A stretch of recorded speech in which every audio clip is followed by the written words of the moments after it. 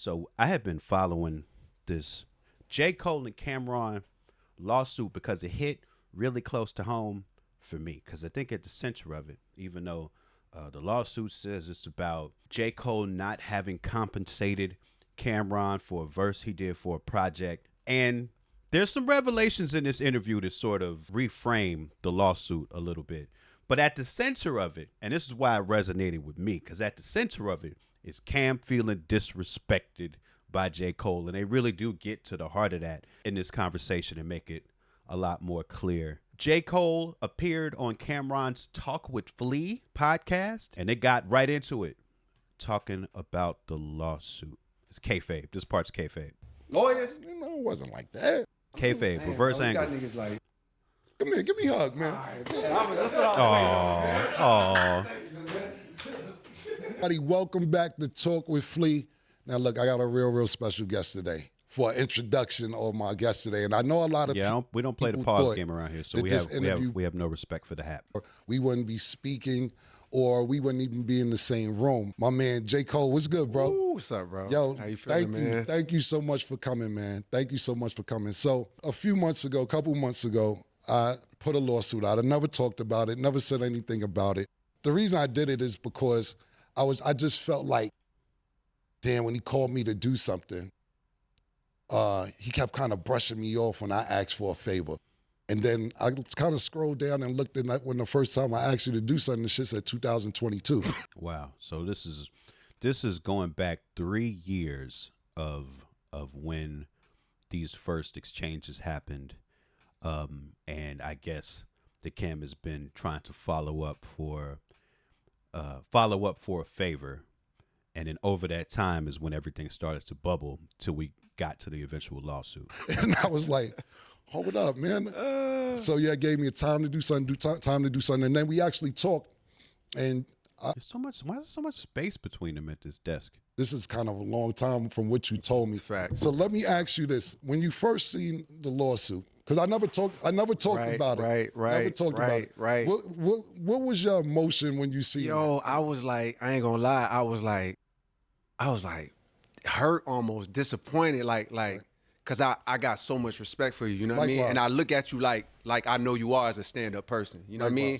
And so in my mind, I was like, nah, Cam, not you, because even when you said like I was brushing you off, it's like you got to clarify for them what was happening was Cam did two things for me, and he did them bitches quick. Mm-hmm.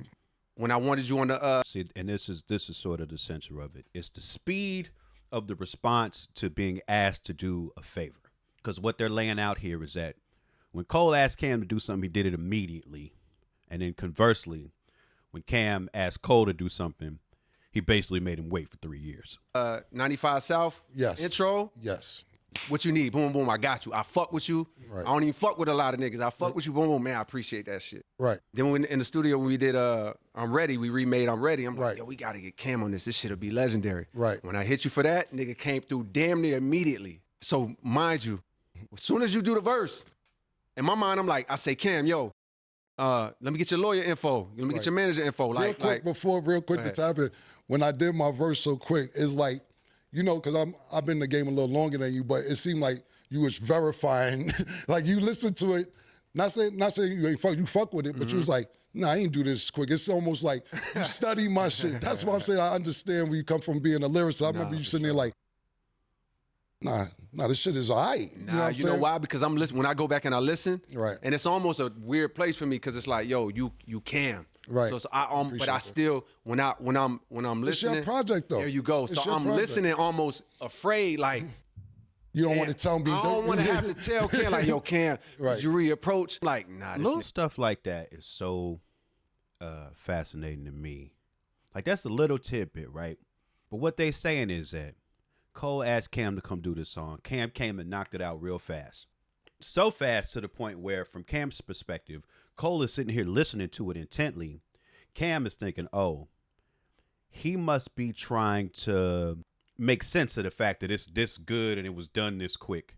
Whereas from Cole's perspective, he's like, dang, hold up. Like, let me make sure this is good. Because if it's not, I'm going to have a really uncomfortable conversation with this dude I respect about how I might have to need him to do this verse over again. But then he didn't.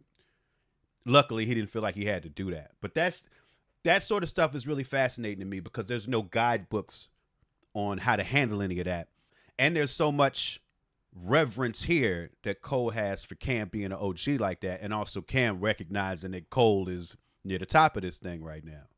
But it's like those interpersonal things that have to get navigated that are always interesting to me. Nigga went crazy. Like that's you smoked it. No, so you know when you was leaving, you so cool, nigga smoking a black and mild on the couch. You know what I mean? Nigga knock his verse out, and then when you leave, and I say, yo, Cam, like let me get your lawyer info. You know what I mean, or whoever, so I can get you paid. I'm on that early. Mind you, we did this song a long time ago. You like, nah, don't worry about it. You know what I mean? Now see, now that's a point too. That's a very important point because in the lawsuit, the way the lawsuit is worded, it sounds like they had an agreement that this verse was being done and the compensation for it was going to be Cole doing a verse for Cam or coming to appear on the podcast. The wording of the lawsuit makes it sound like, oh, we had this verbal agreement. You didn't uphold your part of the bargain. That's why this is going to court. And I've been following you, pursuing you, asking you all about it. Where it's like, oh, Cole was trying to figure out how to pay him immediately after he recorded. And Cam was like, nah, don't worry about it. So right there, the wording of the lawsuit is I mean, you got to call that's a misrepresentation of what actually happened. And this is the sort of stuff that comes out of this conversation is making it real clear. Like, I'm like, nah, Cam, not like, please, like, you know what I mean? You like, absolutely, nah, trust me, this is don't true. worry about it. So in my mind, my spite, not for you, but in general, my spidey senses will normally go up. Because in my mind, I'm like, I don't want nobody thinking I owe them a favor. But I'm like, it's Cam. Like one, I do Cam a favor anyways. I pay him and still do whatever the favor is. You know what I mean? So it's like, this shit would never get weird in my mind. I'm like, cool, he insists, I ain't going, you know what I mean? Like, I'm not going to trip. Years go by, the song, remember I told you the song was probably going to come out in like a few months or something. But my process is like, clearly it took me 10 years on this album. So my process is so much that it's like that song didn't drop till 2 years later, a year and a half, whatever it was. So the song dropped, boom, boom. I give you very short notice that the song is going to drop. You know what I mean? But I'm like, yo, you still cool with us putting this out? You're like, cool, no problem, boom, boom, boom. So when it's time to do the paperwork, so the lawyer came back on our side, I don't know, a month later after they trying to figure the paperwork out, after Mike Delete Later drop. They're like, yo, did you tell Cam you'll do a swap for an interview, boom, boom? I was like, no. First, no. I told him. So that means originally after the session, Cole is like, what's your lawyer's info? Let's sew the business of this up now. Cam is like, don't even worry about it. So I guess now you advance 2 years, though, to when the song is about to come out. And now you got lawyers talking to each other. Now, I don't know if Cam is telling his lawyer to say, this is what I want, probably. Or if these are just, the lawyers trying to start high in negotiation and land somewhere else. This is where this agreement thing comes in. And again, this is not how it was put in the wording of the lawsuit that all of this happened later. Meanwhile, you hitting me around that same time, like, yo, bro, is it, like, what you think about doing an interview? I'm like, Cam, I would love to do an interview. You know I fuck with your platform. I would love to do an interview with you. Let me get this album out. Now, here's where I fucked up. And if I go back, I'll start doing shit differently. Like, I was telling you when I thought I'd be done with the album. So I'd be like, if at this time it's April or May, I'd be like, you'd be like, cool, just let me know I'm starting this thing, this new, you hadn't even started this yet. I damn near maybe it was going to be your first guest or some shit. And that's exactly what it was going to be. There you go. Absolutely. There you go. So what I was telling you was, man, I think I had this shit done by September. And mind you, when I'm saying that, I'm confident in it too, damn near. I'm like, yeah, I should be done by September. I've done this before. But I ain't know that I had to get, I had to get my head right. I had to get my energy right. And it took me a lot of elements made it so that by the time September crept up, I had you on my mind the whole summer. I'm like, fuck, I told Cam September I'd probably be done. I'm knowing, and this nigga, yo, you don't play about your business, and I really respect it. I appreciate it. September 1st at motherfucking 9 a.m.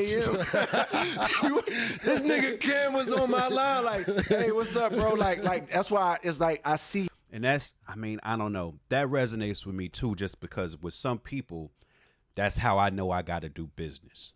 That if, okay, they say hit me back in 2 months, then I know I know any hitting them up before that is going to be fruitless.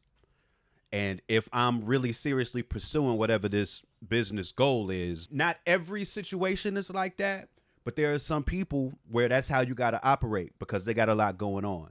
All right, he said September 1st, I'm hitting him up, seeing what's up. For Cam, he's feeling like it's an important interview for his platform.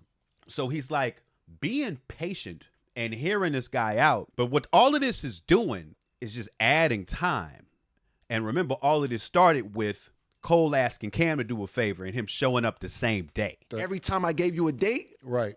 I don't know if you got a assistant, a schedule, if that shit is up here. Right. Every time I gave you a date, you was on me on that date. Right. So the first time you hit me September, and I'm like, fuck, I got to tell Cam it's not September. Right. Cam, it's not September, boom, boom. Like, right. I'm not there yet, boom, boom. I think it'll be realistically March or whatever I say, right? I give you another date. Right. Everything's cool. You cool about it. You're not tripping at all. You like, cool, just let me know, boom, boom, boom. Right.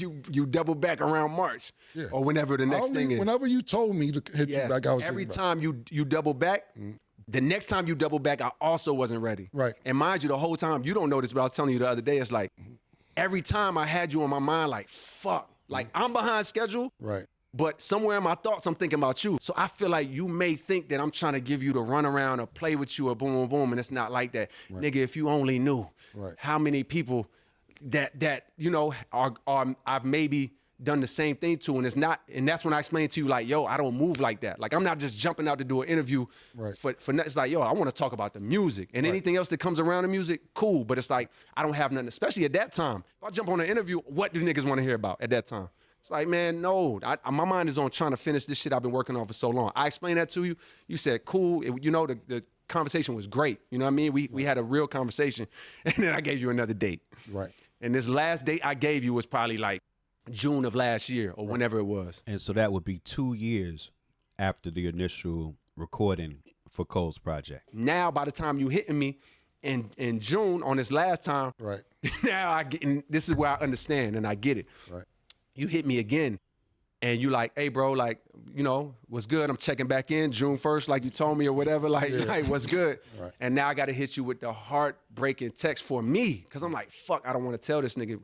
And what I tried to do on this last text with you was to say, like, Cam, let's not do it like this no more. Right. Let me just tell you, this album is coming out, but let me just hit you. You the first person I'm coming to see. Everybody on my team been knew that. Right. So let me just hit you as soon as I'm done for real. Right. And then you the first person I'm coming to see. Right. Your text back was like, yo, respectfully, like you've been telling me for a long time you was gonna do this. So like, if you can't make it happen in the next 2-3 weeks, like, yo, let's not even worry about it. And I was like, yo, I definitely can't do the next 2-3 weeks. And you was like, cool. So they had a conversation that ended with Cam saying, don't even worry about it. And then the lawsuit comes after that. But maybe there's some more connective tissue here. I know it's a long story. No.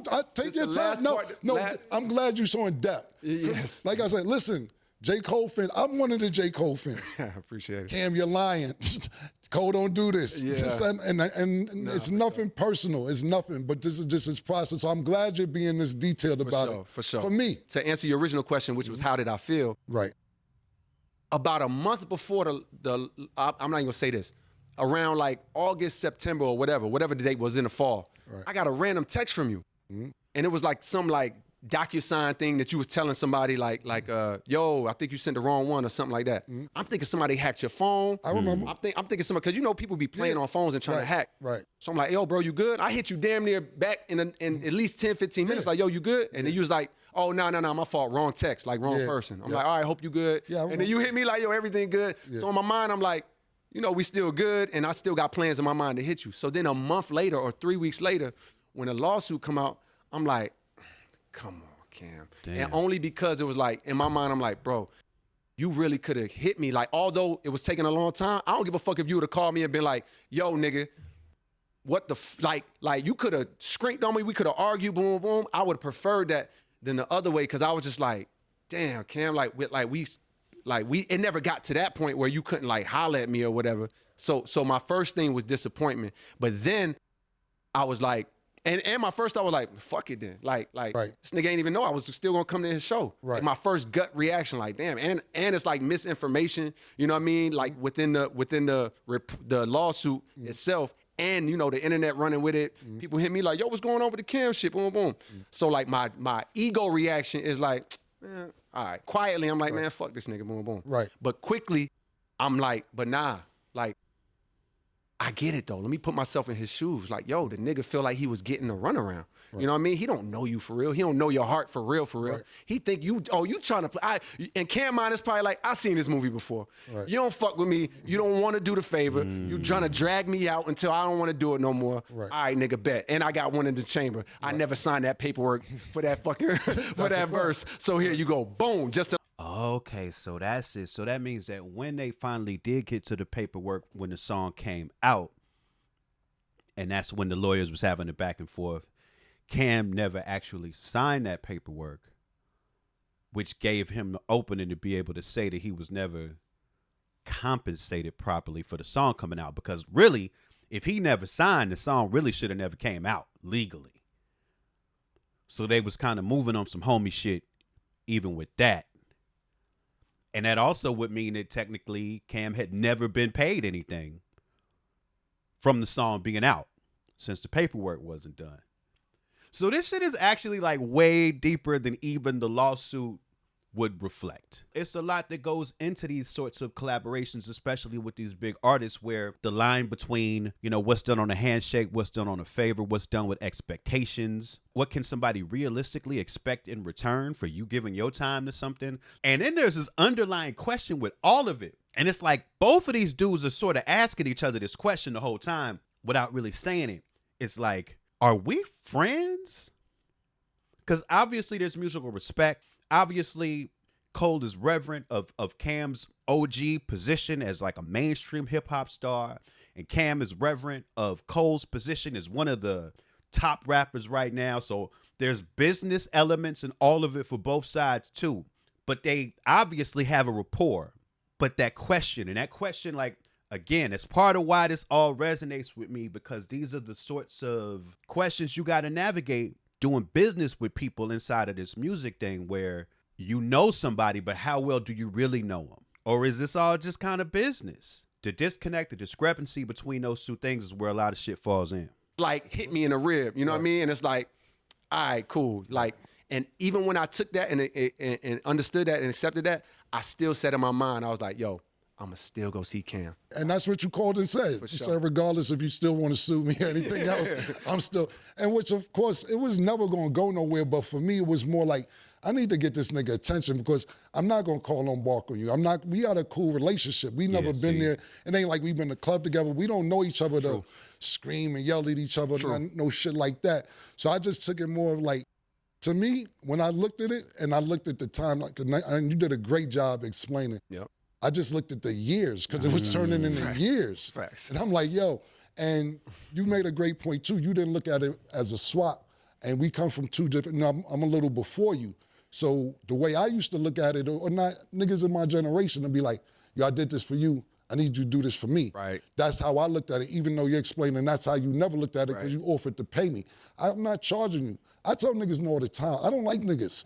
You know what I'm saying? I don't really like a lot of people, especially rappers. I don't even like, you're great lyricists. Like I said, thank you, bro. Like not just for your generation, period. So thank you. I'm like, let me get a verse. Cam and take me to, matter of fact, fuck the verse, let me get the interview. Yo, more of the story is I get it, and thank you for being here, bro. And thank you for having me, that shit was never gonna go nowhere for us the lawsuit anyway. It's just like, I need to get this nigga attention. Right. I did feel like I did a couple things for you like that, because I respect your craft and what you do. Thank you. You know what I'm saying? So I found that exchange about the lawsuit specifically fascinating. I see how complicated stuff can get just on the indie level with this, where the stakes are lower, the access is different between artists, and obviously the amounts of money are different, and it can still get very complicated. I could imagine with the size of these artists, the amounts of people on each team involved, the labels involved, like there's so many moving parts and so many quote unquote stakeholders when it comes to collaboration on that level. I could see shit getting messy quick. And I think that last point that Cam raised is really interesting too, because there's also this generational component to it, where cats from Cam's era, it was very much like we mess with each other. I'm gonna jump on yours, you jump on mine. and we not gonna get the lawyers involved, because especially back at that time, that really would have slowed down the process of a lot of stuff if you had to get lawyers sign off and labels sign off on every little thing. It might be too far to say it's generational, because I don't know if Cole is typical in this fashion, but he's saying he'd rather sew it up business wise because he don't want it to be like this open favor that he just owes somebody and he don't know when it's going to be called in. And it seems like Cole is more of the position where he wants to be able to lock it up business wise and move on from it, so it's no longer even an issue. And then Cam's refusal to do that in the first place is what initially opens the door to this 3-year saga at this point that ends up getting all the way to a lawsuit that, to be kind, I would say there's some misrepresented information in. But I think, I think this conversation, and that's the thing, I've obviously had a lot of issues with Cole, but there is a thing that Cole has shown willingness to do in his career, which is to have sit downs like this. It reminds me of the sit down he had with Lil Pump, because they had went at each other, but then that ultimately culminated in a sit down between them where they were able to have a conversation. And at least at the time of that conversation, they was able to sort of land on the same page. I think it's really powerful to do that, because with all the money involved with these artists, there's a lot of smoke and mirrors. There's a lot of room between the public perception of things and then like the actual transaction of money, thoughts, feelings between human beings that we often don't get to see. So I do appreciate that, because obviously he don't have to do that. So I think it's cool, and I think it's insightful, and it's still fuck Potato Greg on mine though, because I still feel disrespected. I haven't done no lawsuit because I can't afford it, but I feel the pain. All right, I feel Cam's pain. Like and subscribe, homie, friend. It's free. Stop playing.